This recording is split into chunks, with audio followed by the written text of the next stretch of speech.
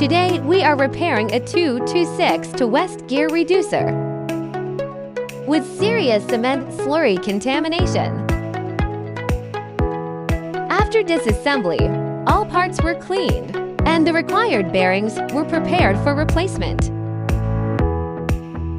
New bearings were installed on the input end assembly, with shims added to adjust the bearing clearance.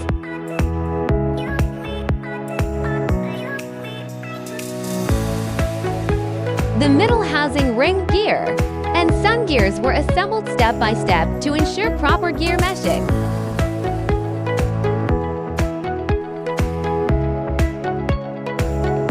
Rusted threaded holes were restored with a tap before final assembly.